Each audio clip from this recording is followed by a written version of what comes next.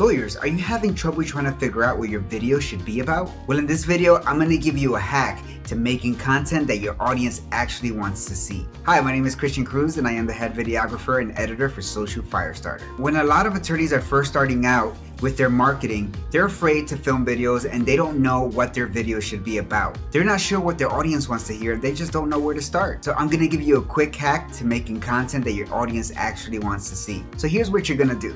You're gonna go to your receptionist or your front desk and you're gonna ask them to keep track of all of the questions that callers are coming in with. Write them down in a piece of paper or keep them in an Excel sheet, but it's important to keep track of all of the questions that are coming in through the front desk. Now I want you to take those questions and look for reoccurring themes or reoccurring questions that people are asking. And I want you to make videos on those questions. I want you to answer those questions and provide value. You can also just make videos on every question that comes in, or at least the ones that you find worthy of content. Chances are that if someone called your office to figure out the answer to that question, there's a lot of other people out there that need that same answer. And once you provide those answers and that value, they're gonna look to you as the authority and they're gonna wanna contact you. So if you're ever in doubt in what content to make for your audience, this is a simple and sure-proof way of knowing what they want to hear and what they need from you. After all, these questions are coming directly to you, to your front desk.